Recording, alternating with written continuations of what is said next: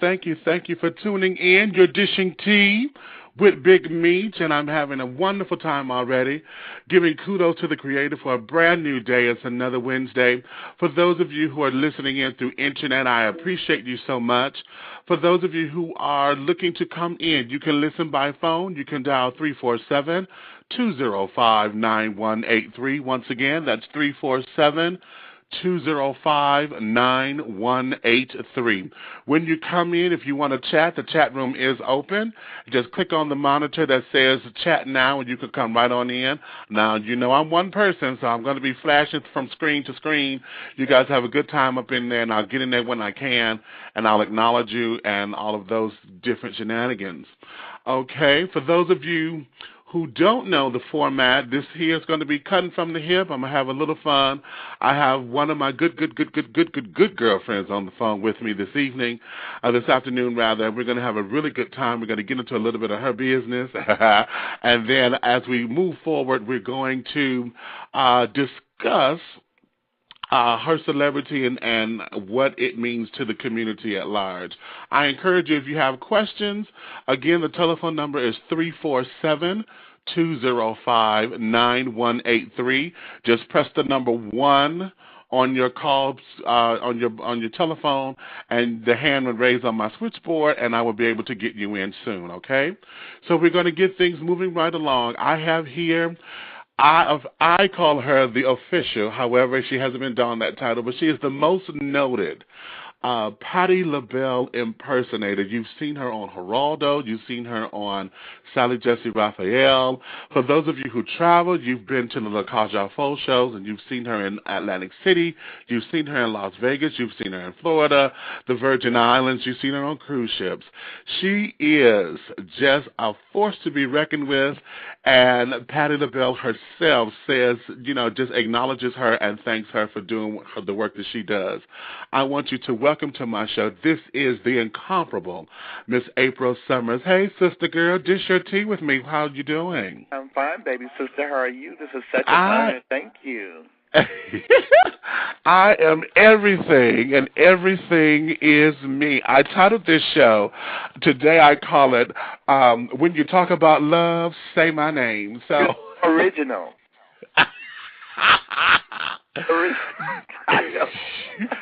I love it, though. I love it. Let's use what we got, girl. Let's use what we got to get what we want, honey. Bigger and better club work all over the country.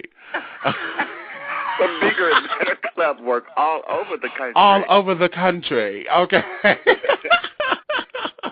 That's something Meech and I have been doing and saying for years and years and years.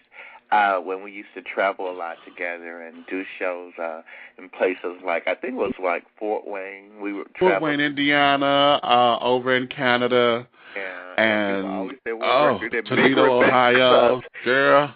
Some of the rooms were smaller, but we just looked high to God, and we said we're looking at bigger and better clubs all over the country. All over the country. So what's going on with you? What's going on today?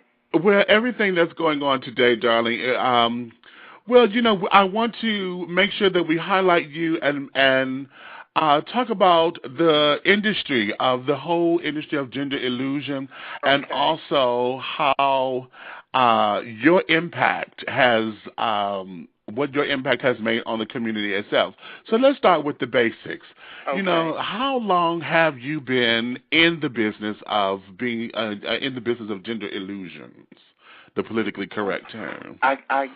When I started doing shows when I was 17 or 18. That's how I remember. It was the club in the Detroit metro area called the Gold Dollar Show Bar, and actually I was the first African American that she hired. Beulah, may she rest in peace. And I started doing shows there. So, and I was fresh out of high school, so that was either 72, I think. So 72, 82, 92, 102, 200. Wow. At least that long. So I've been doing shows for almost 37 years, I think.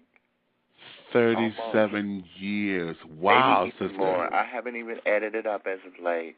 I quit adding after so long. Okay. Okay. Well, what was the? Go ahead. I'm sorry. No, I said it's been a while. It's been a while. Well, what was your catalyst for getting into the whole art of gender illusions and female impersonating? No, I was a girl anyway. Oh, dig it. I would say it's 50-50 of us are just girls anyway, and I was going to wear a dress regardless. You understand what I'm saying? Okay. Okay. You go to clubs, gay or straight, and you end up seeing things in life. And when I went to the Gold Dollars, and I said, oh, my God, it's people like me who wear dresses, and they can be entertainers. So that's how it basically started for me. I would have wore a dress regardless, but the fact that I could project my inner self and become a character, so to speak, on stage, I look at it that way. So I don't know. I think you're going to wear a dress anyway if you want to. So it's not a whole issue of a total gender thing for me, because some people look at it as a transgender illusion. Some people look at it as a female impersonation illusion. Some people look at it as an illusion. They got this new word where they call it tribute artists. I wasn't doing that when I first came out. I was just doing anything, because a lot of my shows were like people like a lot of my pantomime music in the early days were basically white women like Barbara Streisand and what was that girl's name? I used to love to do her, and I can't even think of her. Oh God, Edie Gourmet. I used to love to do Edie Gourmet. She didn't have a lot of hit records. But at that time, it was just the strongness of how long you could hold a note. You know what I mean? Right. Well, yeah, because I still listen to those same girls. Yeah, so for me, I think that's how it all started. Wow. Okay, so when you guys started, who were some of your inspirations behind it? As you said, you found this character. As far as the girls are concerned, yeah. Oh my God, Billy Joe, LaToya Pearson. She's known really. I know she's known heavily in the metro area, and for a while she was like emceeing every hair show in the world and carrying on. And she was so good at it because she could always come up with rhymes and raps. So she was rapping before they were rapping. But she was one of the people who started me out. She had a contest, especially for the black community. I think it was usually about 2,000 or 3,000 people there every year. It was called the Entertainer of the Year. And Melba Moore impersonated from Detroit, named Melba Moore. Melba. She won the first year, and then this girl named Nikki won. She was with the Pointer Sisters with a couple of girls called Renee, and I can't remember them all. This is really making me try to think of everybody from the past. But and then I won the third year. How I never know. I actually did Shirley Bassey, This Is My Life. But it's just amazing when you make me think of these things, Miss Meach, because I really have to really go back and look at that. But I was actually, it only ran 3 years. It seemed a lot of things. I was still Miss Backstreet here in Michigan and Detroit. I never gave that title up. Every title I ever won toward the end of my doing bar titles and stuff like that, it always seemed as if I never had to give up the titles. So Billy Joe, Elaine St. Jacques, who passed away, like I said, Melba Moore, Jennifer Fox and I were, she's a former Miss Gay America. We were on the same boat a lot. Bobo O'Neill, my God, Peaches LaFleur, just all these girls who I work with, or even they were inspirations, but they were also girls who came after me, but we tooled and channeled each other all through our career. So when I mention people names like Peaches, of course, who you know, they came after me, but they were still such inspirations to me. One girl in particular, her name was Lizette, and Lizette looked like Jar Jar Gabor, and she worked at the Gold Dollar. But she was so glamorous, and she was so, oh, my God. By me being a kid of 18, 17, a little girl at that time, all these men wanted to buy her drinks. And they were just gorgeous guys, and I was just like, oh, my God, I just love this. And of course, eventually they start treating me the same way. But I think she was more inspirational to me and Chili Pepper, because Chili worked there too, but Chili left. Chili, yeah. Chili works at the Patton now. Of course, everybody knows that she's legendary there, but she actually worked at the Gold Dollar, and she left right when I was coming into the picture. But Lizette stayed. And she was the stripper, so she had breasts and hips and everything. And she was just so fishy and feminine and so dragocious, and I just lived for her. And she's the one that made me want to be a glamour girl, and thank God that I am. Okay. I love it. Wow. See, that's some rich history there. Because, as groundbreaking as that is, being the first African-American to have worked the Gold Dollar, what was that like, particularly in this particular business? Well, it was new to them as well as it was new to me. Being the first girl of color, and I'm going to say also this, it was a girl named there, was there also before me, named Lady Denise. But Lady Denise was so red boned and so light that I think she was trying to pass for white. So I'm going to make that statement in that just in case somebody from Detroit is listening to that. But I was the first true girl of color, I'll put it that way. But it was very exciting because I was so petite, and I guess I was considered to be somewhat attractive in a feminine way, so the men were just all over me. And I remember my mother was still living at that time, and she used to always say, "Boy, don't go out my house with no dress on." And I started bringing home all this money and buying her pork chops, and she said, "Oh, girl, what dress you going to wear?" I love it. It just got to, I was making money at it, and, men were offering me money just to sit with them and just, do the girly little things that we can do with them. And it just became so rich into my life. And next thing I knew, I was buying colored TVs, and I had a telephone in my bedroom, and it was just living. It was just a fun time in life to be a girl. Wow. So from that particular point, how did you, or when was the first time that you had taken on the image of Patti LaBelle? How did that come into being? Well, it didn't come right away because, like I said, when I first started, when I was at the Gold Dollar, they didn't consider that like a gay club. That was considered more like a tourist attraction. And then I started going into clubs, and I think one of the first clubs I went to was, as far as gay clubs, I think it was Gigi's in Detroit, and I immediately became big over there. Actually, I think it's one more, I'm not sure, but I think I'm the only one that ever won that title as far as just going in and win, because, it's kind of repetitious to go in there and you got to be in the contest 4 or 5 years before you win. Yeah, I know. I was one of the only girls that's ever won that title the very first year.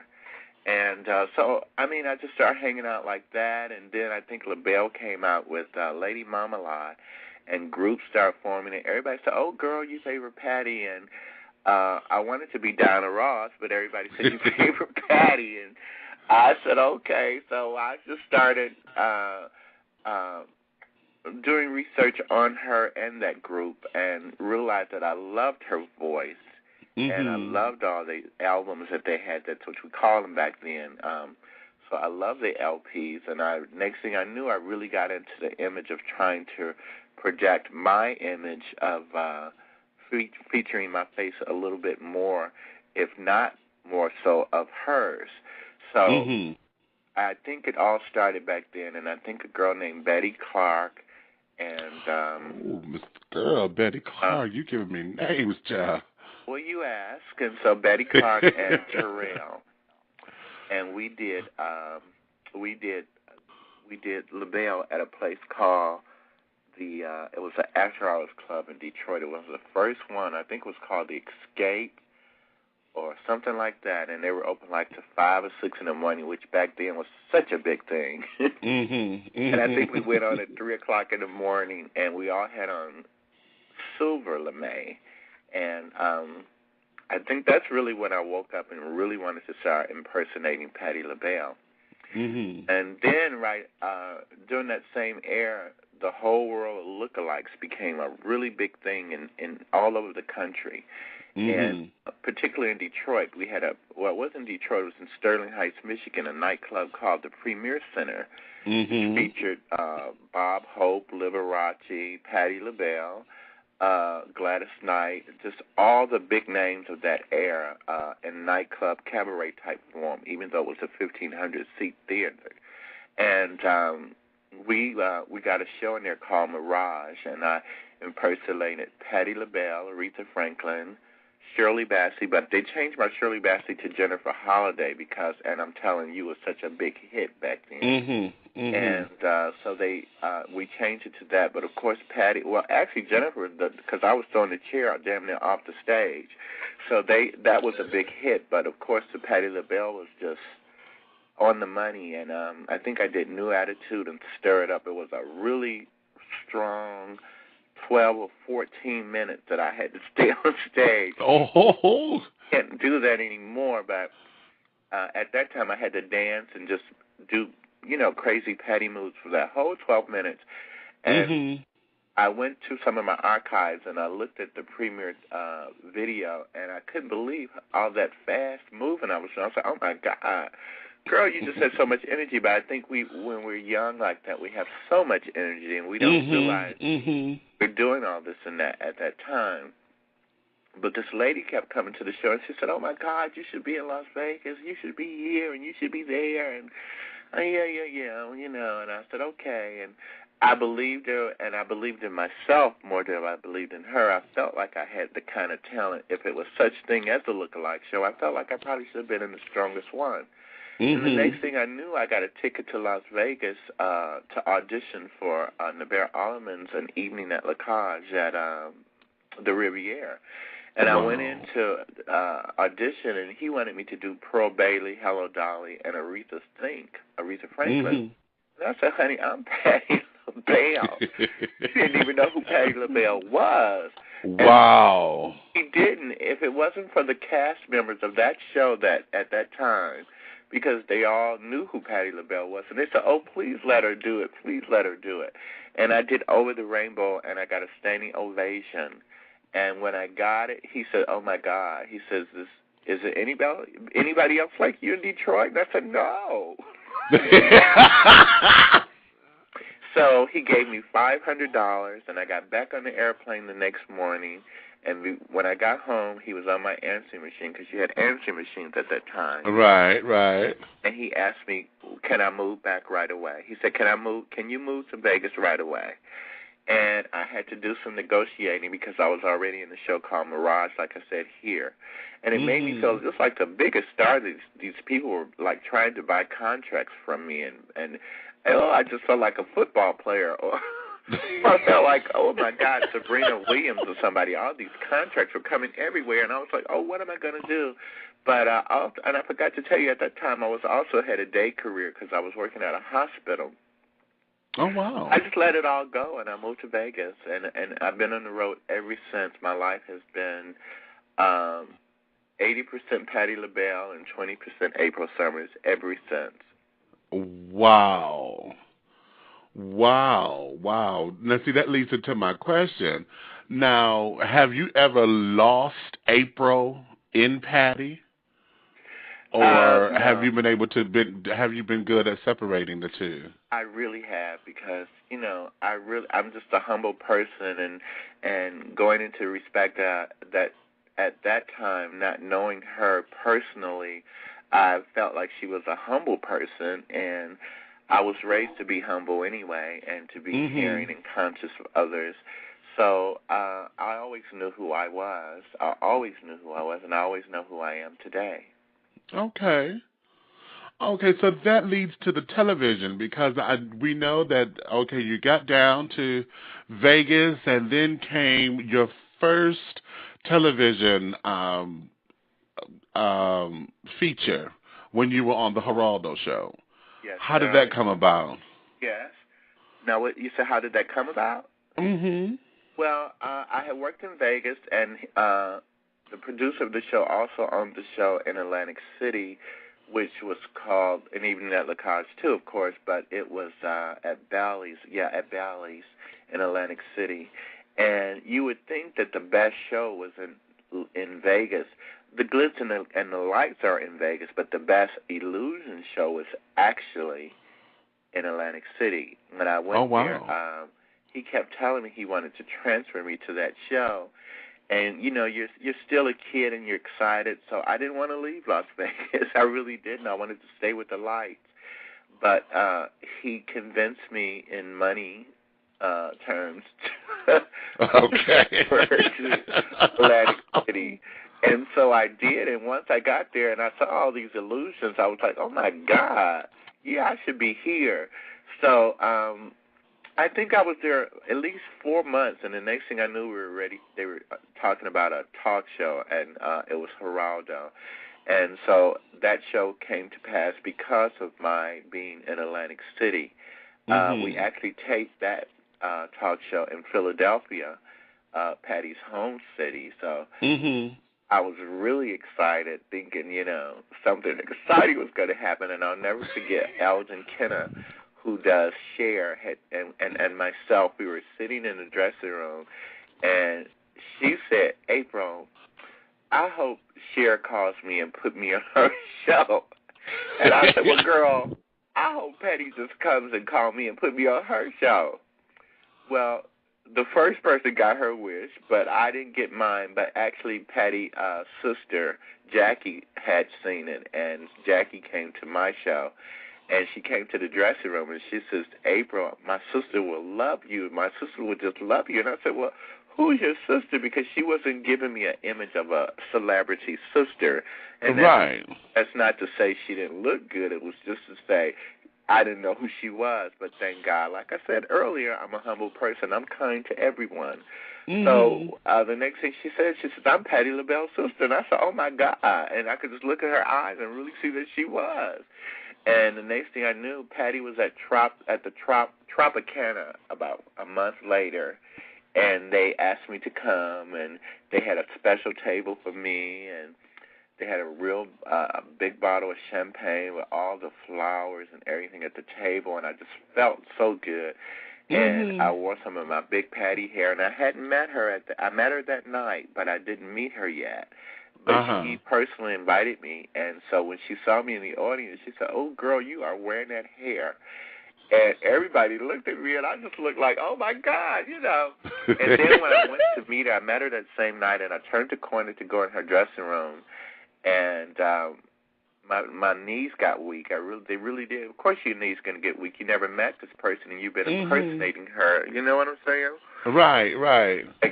I'm really getting weak, and and then Norma came, and Norma Harris, her hair person, who's still with her today, came, and she said, you really love Patti. And I said, yeah, I really love Patti. I didn't know who she was either. Right. All these people kept talking to me, and I think the flight, Evander Holyfield was there. We were all in a little green room. So, of course, I thought he was going to go in first because he's this big boxer. And, honey, didn't they ask? They said, come on, Patti is ready to meet you. And, honey, I said, what? I looked at Evander Holyfield because I thought he was cute. And we went on in the dressing room, me and a friend of mine, and she said, oh, my God, that was you with all that beautiful hair. And she said, I just love you. She said, you know what I love about you already? And I said, what? She said, you didn't try to outshow me. She said, a lot of the girls come to the show, they, you know, waving and, you know, just going crazy. She said, you're very classy. I could tell already. And she immediately just became my friend, and she said, what do you want? She said, anything you want from me, you can have today. And I said, okay. And I asked her for some hair and a gown, and she gave it to me. All right. So that's that's how my friendship with her started. And Norma was very kind to me, too. I'm still waiting for Norma to do me a Patti fan. Wait. Okay. You hear that, Norma? You hear that? I think it's Okay. I hope so. Oh, God, to have a Norma. Okay, don't get me to fantasizing about me. Anyway. So now, over the years, you've gone and you've been on the road, and let's talk about April, the businesswoman, because a lot of folks don't realize the business of gender illusion and what it costs. Because being someone who's been in this business for a minute. It ain't cheap, honey. When you want a Bob Mackie, honey, and you sitting up here with Sears and Roebuck's dollars, how do you able to maintain your business aspect? And because you're a shrewd businesswoman, girl, you are a very shrewd thank you for saying businesswoman. that. I guess I am. When I look back on my life now, and I look back at myself, and some of the things I have accomplished materialistically, I see that I probably am a business person. It's not easy. Whether you're wearing a Bob Mackie or, like you said, Sears and Roebuck's, it's a hard. Just have to really be sure that is what you want, and you have to really be sure that you can make it a marketable situation. You understand what I'm saying? Right, right. Fortunately, made it a marketable situation. I look back sometimes now and I say, oh, well, how did I do that? But I just did it. And I think when you're popular and you're doing a lot of shows, and then even when you take off for a month or two, I would come to Michigan, and it'd be 30 days, and I worked 33 shows in 30 days or something like that. You know what I mean? That time you just went from bar to bar. It wasn't, well, you can only do a show at this bar, or you can only do a show at this bar. You have to, at that time, you could just work anywhere. And wherever I was, if they said my name, it was a packed crowd. And I used to say, well, God, I must be really, really popular, and I really started thinking, well, maybe I better start having my own shows. And that's how I started having my own bunch of creations and shows, and trying to get a percentage of the door, and which wasn't a favorite thing of a bar owner at that time. I know. It wasn't, but I just put foot and teeth. I wanted it, and I learned to do it, and it made me hustle too, and it made me want my room to be packed. But I really have to say, at that time, female impersonator shows were so big that the shows were always packed. I won't say they were automatically packed, because it did have to be certain names at that time, like when Miss Continental or Miss Gay Miss Gay America or Miss Gay USA. Those were big things. When people heard those names, they would come to shows. Right, right. They don't do that anymore, but at that time it was a good time for that. So I decided banking my money too, because I was making so much of it. I couldn't spend it all. It just didn't make sense to spend it all, and I just put money away. But I always spent I would spend a lot of money on clothes. I'm sure you know that, but I spend so much money on clothes. Like where I have a home now, and the whole basement looks like a department store because it's just too much stuff down there.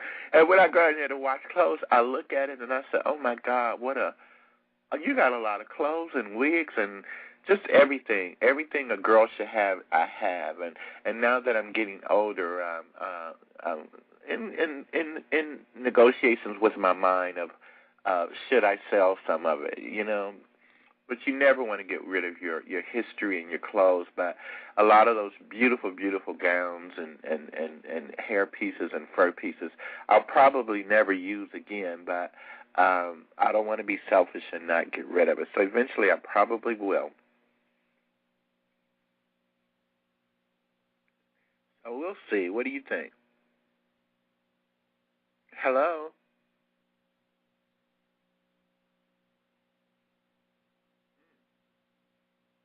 Hello?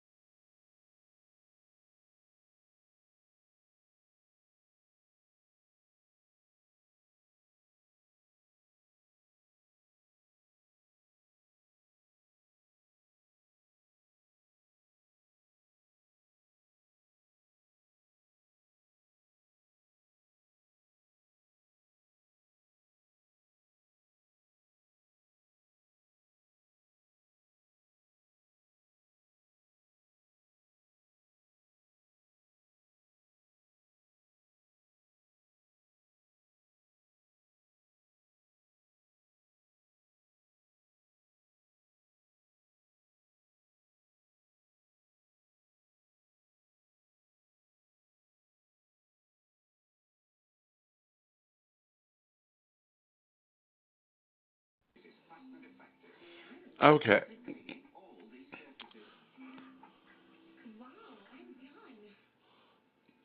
All right. Hello. Hello. I think I'm back. I believe that I'm back. Hello, folks. I am so sorry for technical difficulties. Oh, dear Lord in heaven. Something has gone extremely wrong over here in Atlanta. I had someone come through and they got to dealing with our power lines over here and they hit mine by mistake. And then they turned it back on and all of those shenanigans, and then the computer didn't want to upload and they just threw everything out of whack. So, I'm back and I'm not panicking anymore. I have to get April back on the line, and we're going to go from there. While I'm getting her on the line, I'm going to introduce this song to some of you. I don't know if you heard it before, but this is Patti LaBelle and gospel artist Whitley Phipps. Check this out and see if you like it.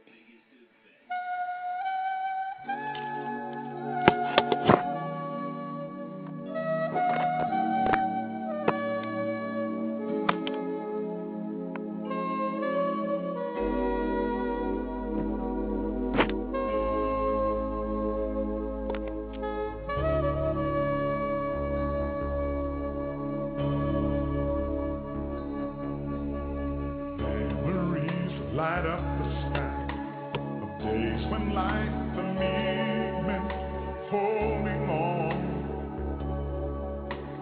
hoping that I would be strong, always needing more to see that somehow I would surely find my way. By faith I'd see a brighter day. Time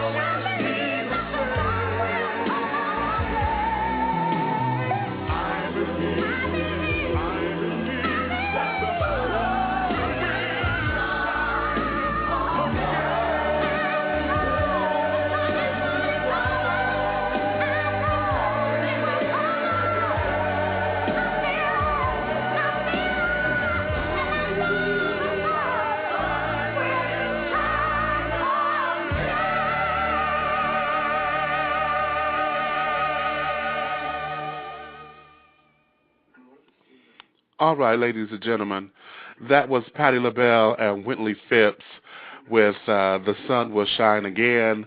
I was looking to get April back on the line. Unfortunately, we won't be able to because thanks to lovely old College Park, she now has to prepare for her day job. April is one of the transgender counselors at the Ruth Ellis Center there in Detroit, Michigan. And the Ruth Ellis Center is an LGBT, lesbian, gay, bi-attractional, transgender group, a home that caters to those who are between the ages of 16 and 24. April sits on the panel there, or as far as the counseling panel there for the transgender youth who come in who have questions about their process and their journey of going through life being transgendered. We were going to get all off into that in the interview. However, due to technical difficulties, we won't be able to do that with her. However, I see that someone did call in, and we're going to take this caller now. Come on in, caller. What you have to say? Dish your tea with me, please. Hello, 313? Yes, hello. Hello, darling. What's going on? Dish. I'm pretty good. I see you had a little bit of technical difficulty, but... Baby, I am sitting over here. I am fucking fuming. But... Well, it is what it is. You still honey. have our support, baby. We love what Thank you you, do. darling. I appreciate that. I was wondering, since April was cut off so short, do you think you'll have her back on the show soon? And if so, when, so I can listen in? Well, that's wonderful. I've got to set that up with her again so we can do part 2 of this because she has some very wonderful information that I wanted to get out to the public regarding Ruth Ellis and her work in the transgender community and things. So, yes, be advised, if you got any show ideas or whatever, just email them to dishingtea@gmail.com. I would be more than happy to entertain your thoughts. And, yes, I would do that for you, get her back, because we were having such a wonderful time. And girl was dishing some tea, honey, because some of that stuff I didn't know. But we will go forward. But, okay, yes, dishingtea@gmail.com. Just email all of your suggestions and ideas there, and I will more than definitely rearrange another interview with April so we can get her on, okay? Thank you so much. Thank you so much for your call. I'm going to go now to 404-824. Come on in, honey. You're dishing tea with Big Meech. Hey, baby. Hey, what's going on? What's up? What's the word? Talk to me. Dish your tea. Well, I'm just sorry that things kind of went wrong today because it was getting really interesting and me being baby. other things. Yeah, I mean, me being of that, of that era where I was, where I was performing in Cleveland, because I'm originally from Cleveland, Ohio, but no longer perform. But, it was interesting to hear about other people's journeys. So I appreciate your blog radio. Oh, well, thank you so much. I appreciate that so much. I'm sitting up here. I am having a moment right now because we were on such a roll. And baby, whoo! Oh my God, honey, I can feel the steam coming from my damn ears. I'm sitting over here, I am fuming. So children, if y'all are out there listening, know that mother is going through it right now. I'm about ready to tear this motherfucker down because, oh my God. Well, just keep doing what you're doing. It's going to get better. We'll be tuned in next time for sure. Well, next week we're going to have, I have gay hip-hopper, openly gay hip-hopper, Bone and Tell is going to be on next week. So he's going to come on and give us his brand of hip-hop artist. As a matter of fact, he's going to be here performing in Atlanta for Black Gay Pride this year. So we're going to hear from him and all. So just keep your ears on, darlings. I do apologize from the depths of my soul, but this here was technical difficulties that was out of my control. So I don't even know what happened. Well, we were chatting in the chat room, so we understand. Yeah, okay. Well, shout out to my chat room over there. Hey, folks, I see ATL Teddy and Lady Stu and Pharaoh's Treasure Box and ATL Teddy is me, so. Oh, okay. Well, hey, Teddy.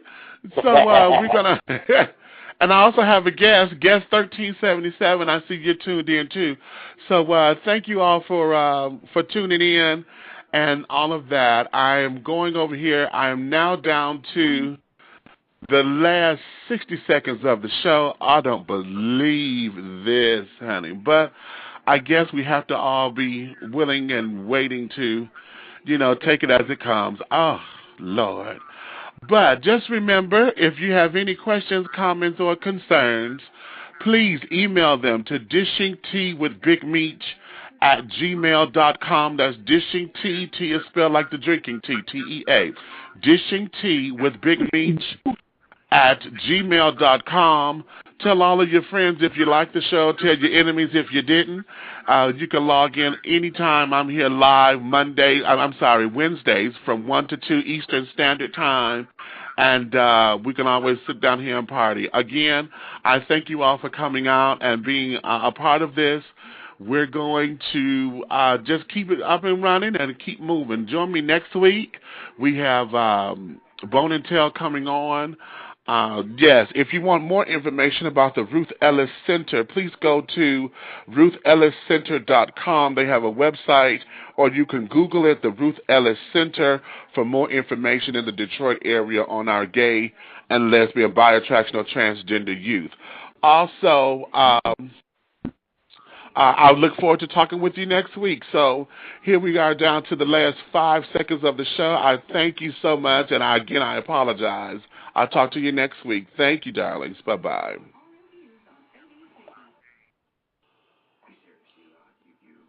All right, now I'm still on. This is part of the after show, and I'm fuming over here. But it is what it is. I won't let it get me down. We have to have at least a show that we all learn from and go through these particular changes. Now, what I am going to do, I'm going to hang up from here. Again, over there in the chat room, I thank you for your time and your energies for coming in, and we're going to go from there. I have to make a phone call because I've got to call the College Park children here in Atlanta and give them the what for. So with that, I bid you all a farewell until next week, and we'll go from there. You're dishing tea with Big Meech. Thank you.